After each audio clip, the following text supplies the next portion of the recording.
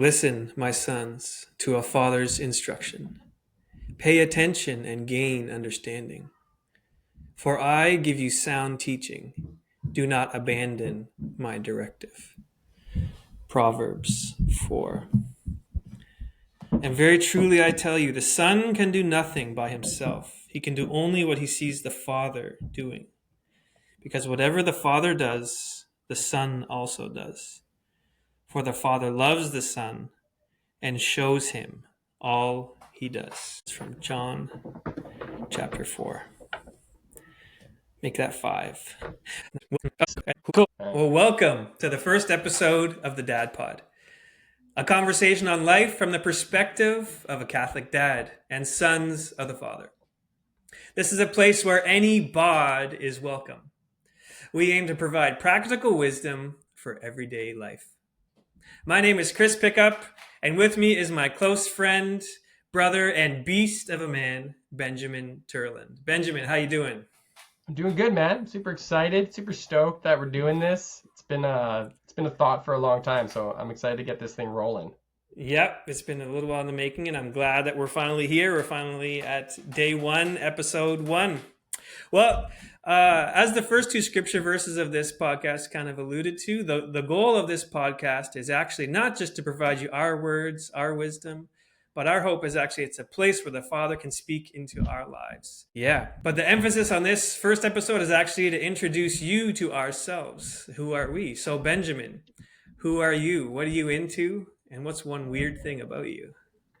Oh man. Okay, so yeah, my name's Benjamin, and I live in Ottawa, Ontario, Canada. I am a husband. I am a father.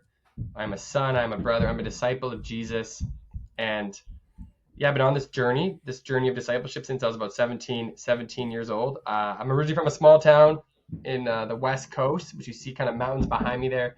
If you're watching this, if you're listening, there's a picture of mountains behind me. And so I'm passionate about the outdoors. I'm a little bit of adrenaline junkie. I love going fast on my cycling, um, on snowboarding, water skiing. I kind of saw kiteboarding the other day and I was like, oh man, I really want to learn that. And I think I love meeting new people. I love talking to people. Big fan of coffee. Uh, I love trying to raise my kids and love my wife and learn how to do that and get better with that and seeing people grow. And a more recent thing, I've been trying to get into Instagram Reels. I'm trying to get with that. So I just kind of share my thoughts on Instagram.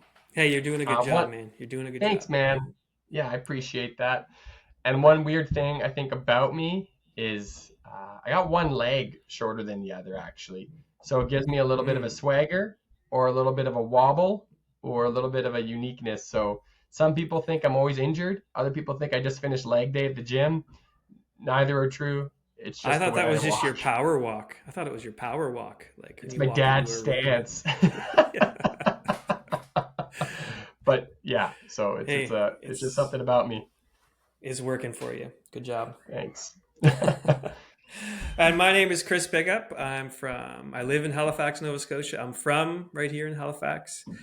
I'm a husband to my wife Beverly. We have 4 children together.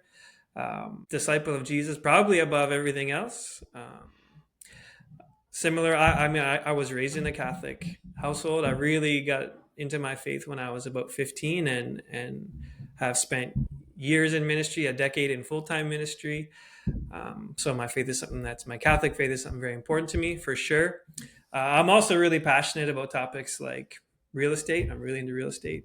I'm really like not just like, oh, I love my kids, but like I'm really like kind of obsessive about like trying to grow a particular type of kids, like confident, competent kids, and independent kids. And anyway, so I love being a dad. And my wife and I were gradually, slowly growing like a mini homestead here in Lower Sackville, Nova Scotia, where we got a bunch of chickens out back. Our kids run a little egg business where they sell eggs to friends and neighbors. And we got 2 German shepherds. We're kind of the opposite of you, Ben. I'm like not an adrenaline junkie. I like being on the ground. I like being with working with the earth, working with the animals of the earth. I like being grounded and one of my favorite things to do is like actually just stacking the firewood for our wood stove. Like that's one of the most calming and peaceful things, completely mindless. It's one of those random things that I'm passionate about. And one weird thing about me is, um, maybe it's like a character flaw, but whenever I meet my idol, like it never goes well. I always botch it. I always fall on my face when I meet my idols. Maybe we'll talk about those stories in future episodes, but I always do poorly. So never meet your idols is one lesson I've learned. I was about to say So there's gonna be a good story in a future episode of you kissing a part of one of your idols in public. that's That right. story will have to come out Hey, in a future episode. It's maybe appropriate. It's we'll. an appropriate for all audiences, but That's it's a good right. story. That's right. Yeah, maybe we'll get him on the pod and I can like reenact the story with him. That would be the Wow. ultimate. That would be the dream. So the real question is, why are we starting a podcast? Where did we come from? Where did our relationship come from? And why are we starting a podcast? Yeah, why should you listen to us, right? Like Also, why should you listen to what us? why do you listen to us? And I think together, first it's just to say too, between us we almost have 20 years of marriage. We got 8 kids on earth. We have a few in heaven as well. We've done ministry for decades. We've been on this journey, and so there's kind of this unlikely, I'd say our friendship is kind of unlikely, and it grows with a basis of faith. Of we were in a training at the organization that we both worked for at the time, and a mentor of ours said you need to have some magnanimous friendships in your life, friends that Mm. call you to greatness, encourage you to be great. And I was like, who could I have as a friend that would call me to greatness? And I thought we were both in the call, so I kind of did to define the relationship. I texted you and I just said, do you want to be magnanimous friends? And then you said like yes. I And said so yes, yes, 1,000 times yes. So my heart leaped for joy. I bought a ring. No, but we started talking, and this is just our desire is both to be great, but we also just have a uniqueness, and we want other people to come with us. And Mm-hmm. so that this podcast is an evolution, I think, of our brotherhood and of our friendship that's been going for, I forget how long it's been going for now. 10 years? Is it a decade? Yeah, 11 years, 2013. 11 years. It's been 11 years. And so that's kind of growing out of that because we got married around the same, like I got married in May, you were married in June, July, yeah, same year. July. Your first son was born like a month before my first daughter. So you've been like on this Yeah, similar trajectory. And yeah. I think for me, if I can go into an analogy of why I want us to kind of do this podcast is the other day I was cycling, and what I love about cycling is that when you cycle in a group, and there's a group, like the group's called the peloton, and the idea is there's the person in the front that's doing all the work, and then the people that ride behind make it a little bit easier, and you can actually like barely work when you're in the middle of a peloton. In like certain big races like the Tour de France, like the guy who wins, he's not really in the front most of the time. He's in the peloton conserving energy and making his ride easier. Hmm. Also with cycling, what's beautiful is when you're in this group, the person in the front's pointing out every issue for your bike to dodge that could cause a flat, could cause you to bail. So it's like, watch out, pothole here, drainage drain here, right? We're going over a bump here, we're turning right. And so they're kind of guiding you, but you're still on the same team and you're still going in the same direction. And for this podcast, that's what I really feel like we're doing here. Like we're not on the sidelines coaching you, yelling at you, saying that we know all the answers. But all I'm saying is like I'm at the front of the peloton after 10 years. There's things that I've learned. There's things that we've grown in. And my hope is us to go, hey, watch out. Like there's a pothole. Hey, there's this. Hey, watch out for this. Hey, we're going over a bump. Hey, I'm going to teach you a little bit more. And then also what I love is then you pass me. And then when you pass me and you become a better father than I am and a better brother and a better disciple than I am, I'm just going to cheer you on, that's happened to me in races. You pass people and they just cheer you. They cheer you on for doing so well. And that's what I hope kind of out of this podcast and why I think we're starting it. And that's been our friendship a little bit where we've been doing that with each other. Hmm. So I think that's like really, really good. So that's my Yeah, kind and of reason. what I'm hearing too from you is like that as we continue to move forward, it actually can make the journey easier for somebody else if they're along with us for the ride. So the goal is actually to bring people along with us, not because we know necessarily the end destination or the perfect route, but actually as we go, we're going to figure it out, and maybe we can help people figure it out along the way, make it a little bit easier for them. Yes. Yeah. And what about for you? Like, yes, that's my side. So for you, Chris, what's your kind of like reasoning, feeling behind starting this podcast? Yeah, for me, starting this podcast. So again, it's similarly, I think of a story, and I've got two stories that actually really kind of emphasize my mind and heart behind this.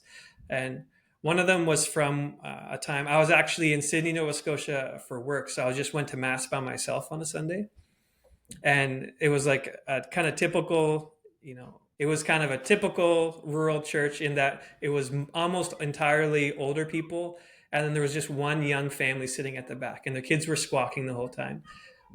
And you could tell they were just like self-conscious about it, they're nervous about it. So after mass, I met them in the parking lot, and I made a point to go over and just say to them, like, hey, like, you guys are doing a great job, like, keep bringing them, and that actually, like, this parish needs you more than you realize it, and like, they're not Mm, just putting up with you, like, they need you, they need that life. And mm, they were just so appreciative. And for me, it's like, how many young families do we come across and experience that, like, might just need a little encouragement on that day when maybe they're thinking of not coming back anymore? There's like, mm, it's just too much, it's too hard. And like, going to mass is one thing, but just in general in life, like, every day has so many challenges for young families, young parents, young people, and sometimes you just need an encouraging word. And that's something that I hope to bring through the podcast, is an encouragement for young fathers, young mothers, young families along the way. And the second one is a time when my wife and I were driving into an appointment in Halifax, and we pulled up to a red light, and right beside us was this young lady who was sitting in the car, and I literally watched her begin to break down in tears and cry. And for my wife and I both, our desire was just like to reach out to her, like, how can we help her? And like, the red light changed, and started driving away. And we're like, can we meet up with her again? Can we bring her some Kleenex? Can we just tell her that, like, we see her and she's not alone? Like, there's just a desire to help, and to be with people who are struggling, and similarly might need encouragement, might need some inspiration, might need a little bit of uplifting, in just a really human way of just being present and being part of a conversation. Maybe she would have just been blessed by sitting in the back seat and talking to me and my wife for a drive. So again, that kind of being an analogy for the podcast. Sometimes just being part of a conversation can be something that's uplifting, encouraging, and inspire us to move forward. So for me, it's all about trying to help particularly young Catholic families to live the life that God's calling them to live. And if we can be an encouragement along that journey, that's something that I think is worth our time, our effort, and our energy. And that's why I'm here. That's why I'm showing up, and that's why I'm excited, Benjamin. that's awesome, Chris. And I think right now we should just say that the first 100 subscribers will get some tissues with the DadPod logo on it. No, I wish we could give out tissues. Would be our first branding thing if we got into branding and marketing, but that's not necessarily it. So, okay, that's us. That's a little bit about us. I want to keep this one a bit shorter, but in the coming episodes, there's obviously, this is being released with a few episodes after it. It's not just a one and done. What can people expect in the type of episodes that we actually want to do with this podcast? That's right. This one's atypical. This one's just introducing us so people can get a little bit of a perspective of who's sharing. You're right, Ben. Thanks.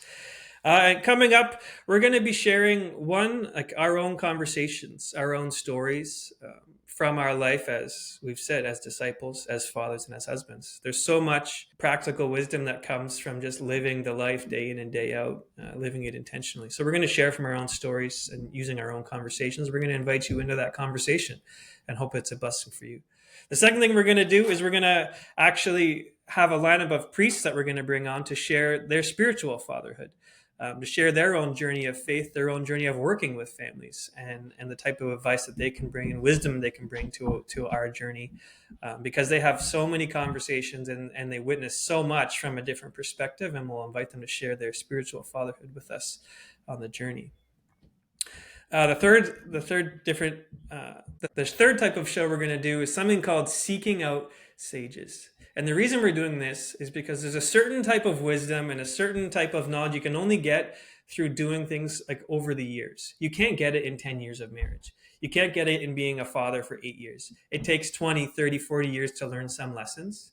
But if we're able to lean on the wisdom and the experience of sages, people who have been through the trenches, who have learned these things, it can save us a lot of steps along the way. So I know us particularly are pretty excited for these sessions, because we know we're going to learn and we're going to be blessed. And actually our fatherhood and life as disciples is going to be so blessed by these men we're going to be able to bring on.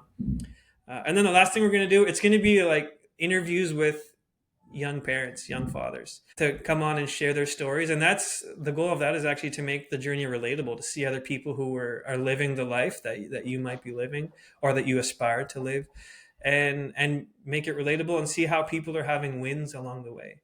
And maybe I'll add a fifth one in, Ben, but we're also probably going to bring our wives on at some point. We're going to get to hear their perspective of life as parents, life as spouses, and who knows what they're going to share about us. My goodness. Especially if they're both on at the same time. It's gonna like they're gonna build off each other, and it's gonna be really, really good. You know, they're like, it'll be good. I look forward to that one. Should be good. So that's just a little sample of what's to come in the coming. Ben, which one of those five are you most excited for? Which one are you most looking forward to? Oh man, to be honest, I actually am excited for all of them because I think they give all different perspectives, and they're gonna help every guy become better at whatever stage that they're in. Because I do think everybody's at a different spot on the journey, and I think what's beautiful about what we're trying to do is actually we're trying to hit any dad or any brother or any person. We're trying to help. That's inevitably what we're trying to do, is help men become great.